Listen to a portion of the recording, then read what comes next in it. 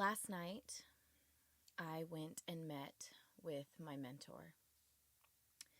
And as we discussed this fast and just the different things that are going on in the world, she helped me to really hone in on what we need to be praying for in this time. Now, excuse me, it's Saturday morning and I'm in my prayer closet because I've got 4 children and they're running. It's the only quiet place in the house. But also, this means business. We are to go into the high places where we have built altars unto gods, and we are to tear those things down. We need to be in a strategic position in order to go into those places and pull down those strongholds. It is so very important that when you are going about this fast, you keep it quiet. Not only that, but wash your face. Anoint your head with oil. Do not grimace. Do not grumble. Do not give the enemy any foothold.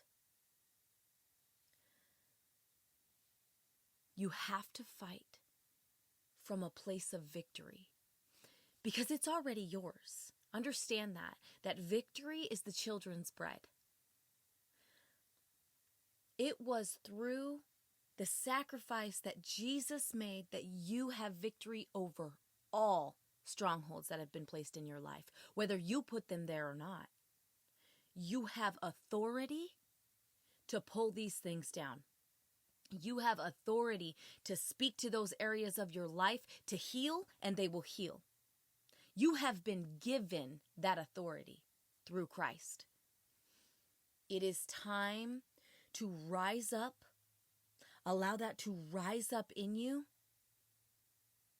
and take captive what the enemy stole from you.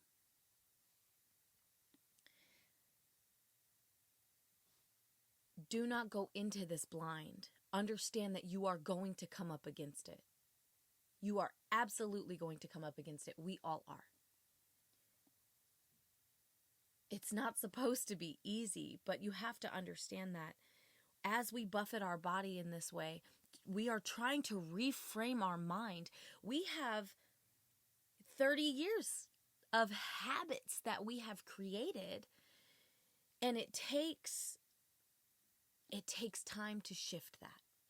It takes time to rebuild that. But before we can build, what do we have to do? We have to tear it all out. We have to go for the root and rip that sucker out. We have to excavate the ground so that the Lord can begin to build a new foundation upon us. So going into week 1, day 1, week 1, we are going to purge. Through this time, I've given you a very simple outline. These prayers and reading the daily devotional is only going to take you a few minutes, but you have to go deeper. I could only fit so much on such a small page. You have to go deeper. You have to go after these things if you want to be set free from these strongholds. If you want to reframe your thinking around food, around your relationship with food, around your body image, all of these things are strongholds that need to be pulled down. Then you are going to have to go deeper than the simple outline that I gave you. It is a great starting point. But understand that you are walking in authority, and it is time to go into those places that we have built up altars and tear them down. Tear them down. The Bible says that we have authority to trample on serpents and scorpions. It's time to start stomping. It's time to put your boots on the ground. This is a battle. This is absolutely spiritual warfare. And if you are ready for that, then let's go. Even if you feel like maybe you're not ready for that, this will guide you through it. This will guide you through it.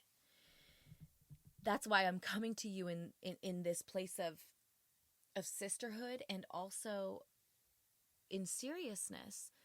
This is not just some fly-by-night thing. These are strongholds. Now, when the Bible talks about strongholds, I'm reading The Mantle of Deborah right now by Christy Johnson, and I have come to this part. This is so God, where she is talking about strongholds in high places.